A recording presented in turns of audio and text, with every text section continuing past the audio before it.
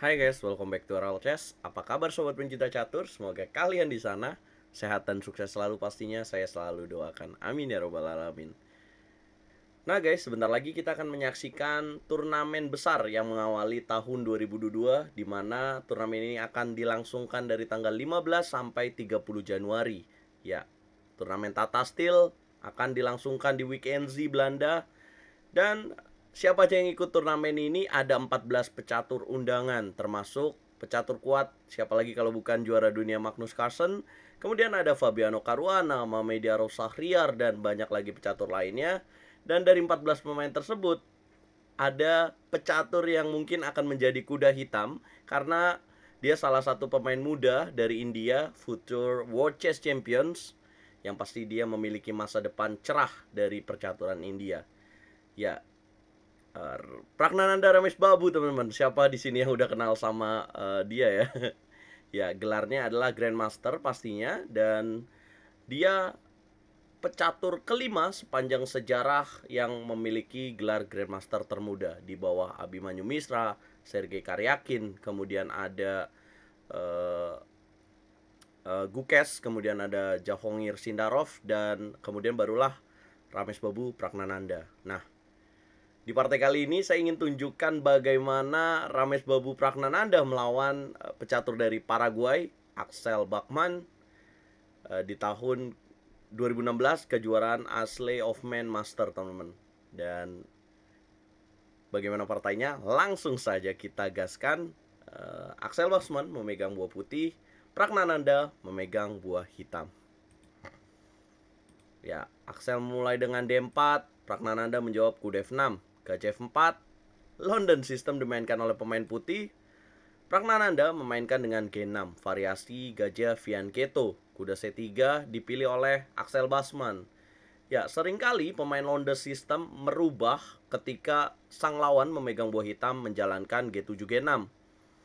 Kenapa putih menjalankan kuda C3, teman-teman? Karena pemain putih ingin bahwa pembukaan London System ini manuver atau transpose berpindah menjadi pembukaan prick defense, dan berharap bahwa ini tidak disukai oleh pemain hitam, dan pola serangan yang akan dimainkan oleh putih adalah menteri D2, rokade, kemudian gajah ke petak H6 seperti prick defense, teman-teman. Dan di sini Pragnananda melanjutkan dengan D5 mencegah putih untuk menjalankan E2 E4 di sini. Dan kemudian Bachmann melanjutkan dengan menteri D2, gajah G7, gajah H6 langsung dimainkan oleh pemain putih. Agresif sekali langkah di langkah kelima ini, teman-teman, langsung mengadukan gajah Fianchetto. Ya, ini tepat sekali ya, teman-teman, bukan langkah yang buruk, karena bener banget apabila kita berhadapan dengan lawan yang memiliki gajah Fianchetto, maka kita seharusnya jika ingin melemahkan pertahanan lawan, yaitu mengadukan atau menghilangkan gajah Fianchetto tersebut.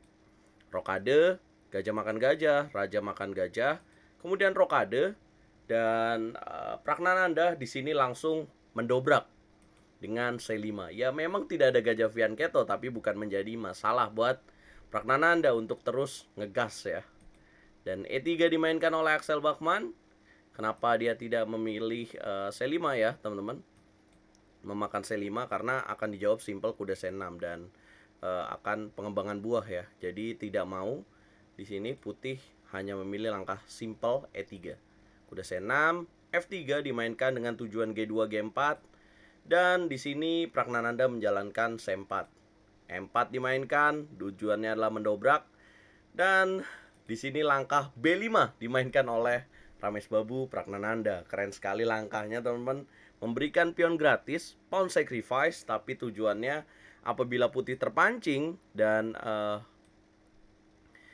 memang ya di langkah berikutnya pion E makan D5 dan kuda B4, dan kemudian di sini terpancing juga kuda B5. Tapi apabila putih juga langsung melanjutkan dengan kuda B5, maka apa sih jawaban hitam adalah tetap menjalankan menteri B6, teman-teman. Memang diberikan gratis tapi untuk membuka jalur B-nya ini. Apabila kuda C3, maka akan dilanjutkan dengan benteng B8. Lihatlah bahwa di sini unggul tipis bagi pemain hitam. Ya, Axel Bachmann tidak memilih itu, tetapi dia memilih dengan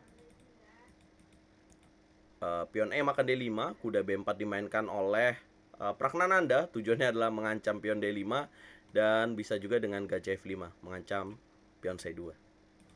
Kuda B5 dimakan, kemudian kuda makan pion A2 skak, raja B1. Dan coba teman-teman pause videonya dan tebak langkah apa yang tepat untuk Pragnananda di langkah berikutnya teman-teman. Karena ya partai ini disebut-sebut sebagai partai salah satu partai terbaiknya Ramesh Babu Pragnananda selama bermain catur. Jika sudah, maka jawaban yang tepat adalah Menteri D5. Kemudian di sini Axel Bachmann menjawab dengan kuda A3. Sebuah langkah yang salah dan harus dibayar mahal. Karena langkah berikutnya apa teman-teman? Dorong pion C3. Ya, dan coba ya, kenapa dia tidak menjalankan kuda C3 di sini? Dan ya, apabila jalan seperti ini, kuda makan kuda, menteri makan kuda dan gajah A6. Dan di sini tetap unggul bagi pemain hitam karena dia akan manuver dengan benteng FB8 dan kudanya akan ditempatkan di petak D5. Ya, partainya di sini kuda A3 dorong pion C3 dan makan, dan lihatlah evolution barnya. Auto menang buat pemain hitam teman-teman. Kira-kira jalannya apa adalah benteng B8 skak, raja A1 dan menteri A5 dimainkan oleh Ramesh Babu Pragnananda. Raja makan kuda, kuda D5, kuda E2, gajah E6 dan Axel Bachmann menyerah pada langkah ke-18 teman-teman. Kira-kira kenapa ya Axel Bachmann menyerah, teman-teman? Coba pause videonya dan coba komen jawaban teman-teman.